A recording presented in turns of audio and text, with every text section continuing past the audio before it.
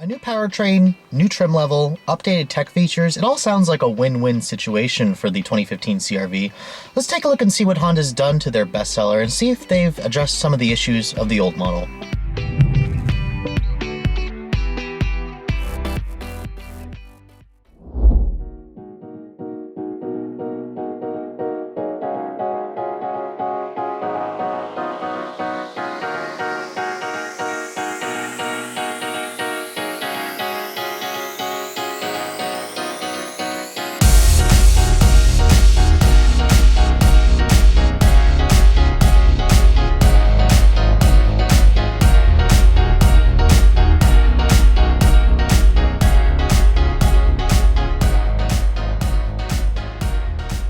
The Honda CR-V name's not exactly a vehicle that needs an introduction. Everybody should be quite familiar with this car. It was one of the original car-based crossover SUVs all the way back in 1997, a year right after Toyota introduced the RAV4. And what I'm sitting in is the heavily refreshed 2015 model. This represents the fourth generation of the CR-V platform. It's been around since 2012, and the 15 model is a pretty heavy refresh. It's just a mid-model year change, but this particular touring model that I'm sitting in is a new trim level. It's the new hierarchy in the CR-V lineup as the highest trim you can buy now. It has a lot of luxury and tech features that I'll go over in a moment. Now you can see in terms of the design changes for 2015, Honda made a big refresh for this car. The front is where you're going to really notice it. Standard on EX and up models are these beautiful looking LED daytime running lights. They kind of follow the entire curvature of the headlights. It just makes the car very distinctive, very premium and upscale looking. I really like the new updated grille. It's a little bit larger. Has these gloss blacks inserts in them. It looks very premium to me. It looks nice. A little bit more chrome to kind of brighten up the front end, especially in the lower fascia where the fog light housings are. On EX and up trims, you're going to get those fog lights. Now looking at the side of the vehicle, Honda didn't change the overall length or anything of this car. It's a little bit longer. It's a little bit wider, a little bit lower than the previous generation, just for that sleeker appearance. This touring model has the 18-inch wheels as standard equipment. If you guys don't go for the touring, it's going to give you a 17-inch wheel without the black finishes. Coming at the back of the car, it kind of looks like every other CR-V, to be honest, at least every other older model. Honda just kind of added this chrome strip, a little bit more chrome on the back. The taillights are pretty much the same. If you guys want to finish off the rear with a little bit of a sportier look, you can get a chrome exhaust outlet finisher from your dealership. Now, in terms of the trim levels, you can still choose this car between LX, EX, EXL, EXL with Navi, and then of course the top trim touring model. The previous 14 offered a EXL with DVD. You can't get that anymore. Most buyers today are actually just giving their kids iPads if you want to have them be able to watch movies in the back seat. Overall, I really like the design changes for the CR-V. Of course, there'll be a new generation expected for 2017, but this 15 model definitely addressed a lot of the issues I had with the 14. But let's go over the interior, the driving dynamics, and see what else Honda has changed for this new CR-V. Stepping inside the cabin of the 2015 CR-V, you can see the environment is pretty familiar. Honda didn't really change the overall look of the cabin. Ergonomics are still good. The step-in height is still amazing. So that's one of the key selling points of a CR-V is you step in the car, it has this perfect step-in height. It's just really easy to get in and out of. Now, you can see, just looking at the overall interior look, that screen is new, that Honda Link display there, the instrument panel looks new, and of course you finally get Honda's new key fob system. This is their new intelligent access system. This is the first time you can get push button start on a CR-V. It's standard on EX trims and above. You can see there's the button to start the engine. Just put your foot on the brake and then push the button. And then of course the gauges, actually they look very nice. They kind of remind me of the old gauges in the 2012, or I'm sorry, just the 09 to 2014 TSX from the way they look. Now you can see here, this is Honda's new 7-inch display. This is their new updated Honda Link system, 7-inch touchscreen display. This is basically the same thing you're going to get in the Civic. You even have that kind of Honda Civic-like display up there that I'm not really a fan of. It's kind of interesting because Honda kind of flips it on the CR-V and the Civic. The bigger screen is down here while the smaller screens up there, kind of opposite what they do in the Accord or in the current crop of Acura products. Now you can see the design of this interior has been updated in terms of materials. There's a new soft touch dashboard here with some faux stitching. This isn't leather, but it feels nice, it looks nice. Everything in here is pretty high quality. You have this faux dark wood grain here with some silver chrome accents that brighten up the cabin. The vents have these new silver outlines on them. They look very nice. The steering wheel is pretty much the same. It's very light. It's kind of like a variation of the steering wheel you're going to get on the Honda Civic. It's a very small diameter. It feels good in your hands. Unfortunately, the door panel materials here are hard touch plastic. I kind of wish that Honda made this soft touch. This is where I'm going to rest my elbows, but at least down here it's leather stitched right there. The driver window is automatic up down, only the driver's side. Kind of wish they also did it for the passenger side, but you can't get everything. You can see here the center stack here, let's go over that. You have the new CVT transmission here. This replaces the antiquated 5-speed automatic. When you put the car in reverse, a backup camera is standard on every CR-V, but you guys go for the EX and up models, it'll give you the screen and the trajectory. If you guys go for an LX, the backup camera will be that smaller 5-inch display. There's 3 different views there. This also comes with Honda's new lane watch camera system. It's a first time available on the CR-V. It comes on EX and up models. Every time you signal right, it'll be there.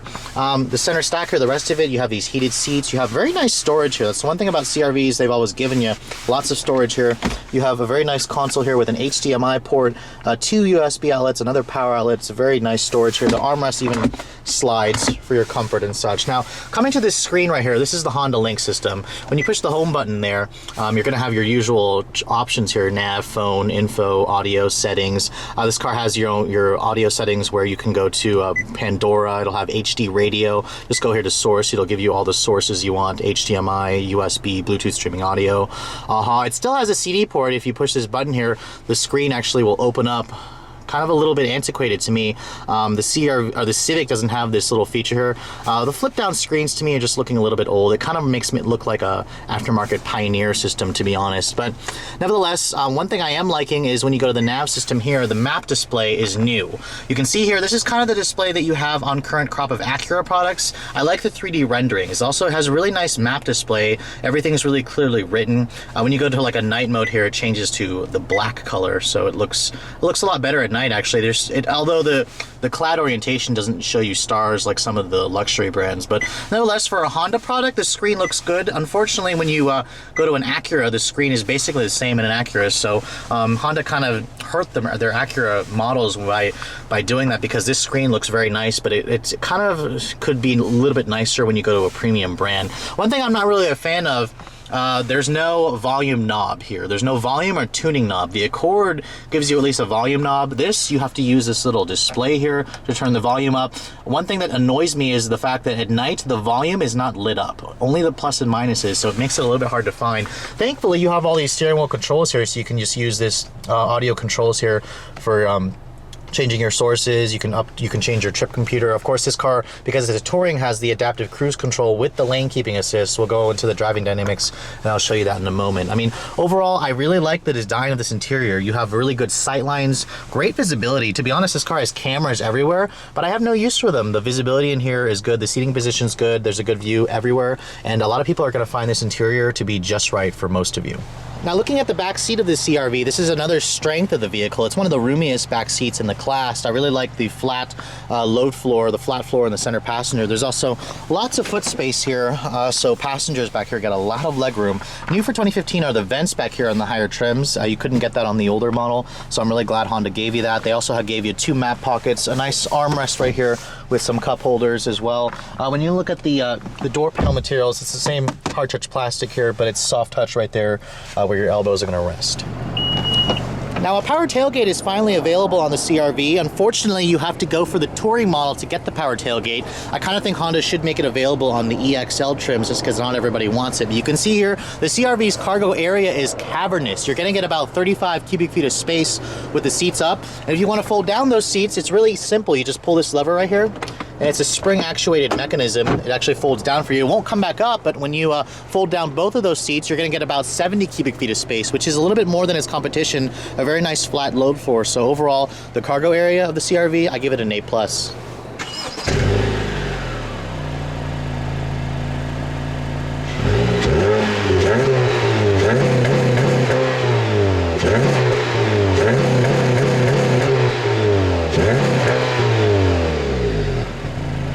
So part of what made this mid-model year change so significant is the fact that Honda completely changed the powertrain. This is a 2.4-liter double overhead cam 4-cylinder. It's part of the K-series engine family. It sounds familiar to the last year's model or the CR-Vs of the last 10 years or so, but it has their new Earth Dreams technology. That's direct injection, kind of a stupid name, but it's a modern 4-cylinder. That's where you're going to hear the ticking noise. The horsepower stays the same at about 185 horsepower. However, torque gets bumped up by almost 20 pound-feet to 181 versus 160, I believe, in the old model. So that's really where you're going to feel it. This car comes in either front-wheel drive, which is their 2-wheel drive version, or their all-wheel drive with intelligent control. This is what I have right here. Fuel economy is a big improvement over the old model. It's rated now at 26 in the city, 33 on the highway. Of course, that's on regular gas. If you guys go for front-wheel drive, you're going to gain one more, 27, 34. And then that new CVT transmission replaces the old antiquated 5-speed auto. So let's get on the road and see how Honda's new powertrain combination does, shall we? So when this current 4th generation came out, I wasn't really too much impressed with it. I mean, it came out during the same time as the somewhat disappointing 2012 Civic. So when this one came out, it kind of had a little bit of those flaws. Of course, Honda gave you a little bit more in terms of standard features, but overall the car was a little bit lackluster. So for 2015, the company's heavily revised the car. One thing that I like immediately is the styling. I really like the front end styling of this car. It just looks much more premium versus the old CR-V model.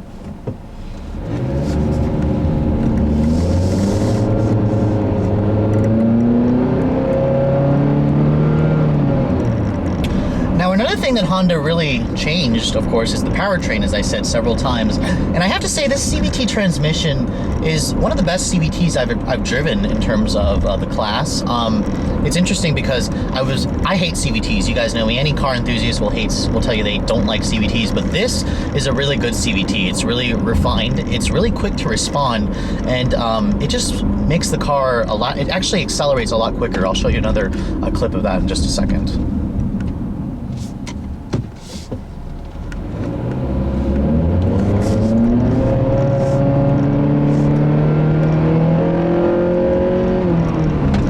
Part of what makes this a really good powertrain is Honda's new direct injection 2.4-liter engine. It has the typical Honda strengths here for engine technology. It's smooth, it's refined, it's quick revving, it sounds great. I mean, for a CR-V, when you get this engine above 5,000 RPM, the VTEC kicks in, and the CVT, it just literally just puts this engine right in the meat of its VTEC power band, and it holds it there. And now the sound may be a little bit discerning for somebody who's not used to a CVT. I mean, it's not going to shift gears, it'll still hold the revs up there, but when it's in full VTEC mode, you can really hear it going off, and it's a very pleasurable noise, to be honest, for me.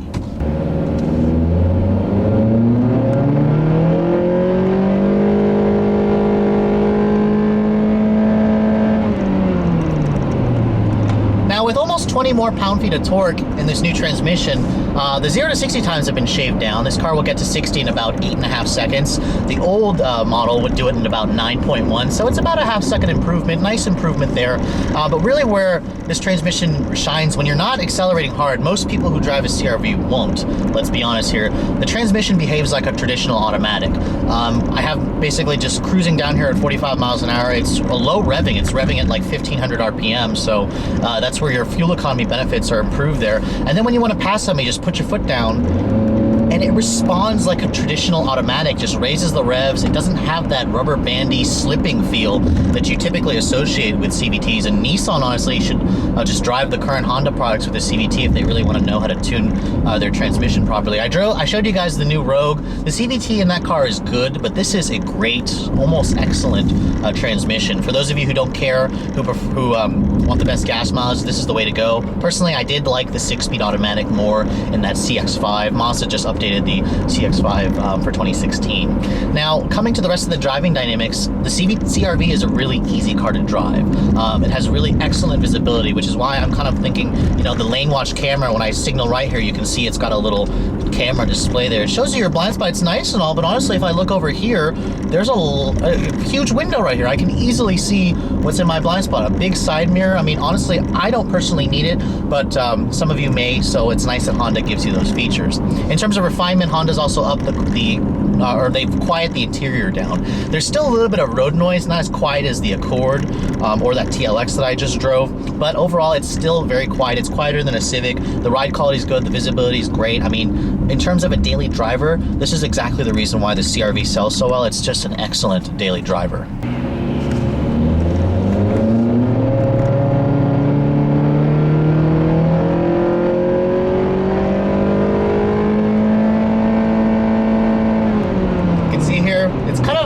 It sounds really good to me, but you're gonna have to get used to that on highway speeds when you're really trying to accelerate hard. But overall on the highway, this is a really comfortable cruiser. Because I have the touring model, I've got the lane keep assist and the adaptive cruise control and lane departure warning. So I turn the system on, I set the cruise control on, it'll follow the car in front of me. You can change the distance if you want. It'll even show you how fast you've set it out. Push this button here, it turns on the adaptive or the lane keep assist. You can see here, I'm driving with no hands. I don't recommend it, the system doesn't recommend it that you do that, but when the solid lines there turn, or when the lines there turn solid, the system's actively working. Now if I try to drift over here, you can see the steering wheel starts to move over to the left, to the right, and the car will basically just drive itself, which is really nice when you combine it with the adaptive cruise control, where it'll follow the car in front of you. Basically in rush hour traffic, you just kind of have to sit here and you're just supervising everything. So in terms of a long distance cruiser, you can tell here now, see, I haven't had my hands on the wheel for very long, and the system starts blinking at me. It tells me, put your hands back on the wheel, and it can sense when you aren't putting your hands on the wheel. Overall, I mean, in terms of the driving dynamics, Honda's nailed it. I really like the way this car drives. It's not fast by any means, and I still kind of wish Honda would make another engine available on the CR-V, but that's what the RDX is for. There's no reason why the CR-V should offer a V6, because then there'd be no reason to buy the Acura RDX. Now, coming up to the conclusion of this video, some of you are probably wondering, should I go for the CR-V now? I have to say, this won Motor Trend's 2015 SUV of the Year award, and it's well deserved. This is a huge improvement over the old model. Everything's just been elevated. The tech, the fuel economy, the features, the luxury. In terms of fuel economy, I've actually been averaging about 23 miles per gallon in combined, mostly city driving.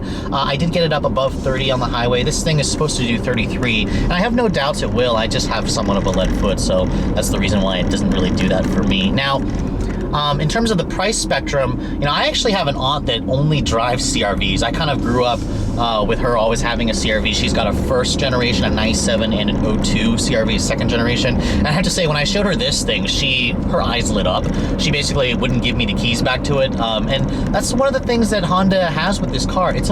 People who buy CR-Vs are very loyal. They only drive CR-Vs, and they've kept the formula pretty traditional. It still feels like a CR-V. It drives like a CR-V. It just feels kind of almost like a luxury car, especially with all the features compared to people who have had the older models who aren't used to all this new tech and stuff.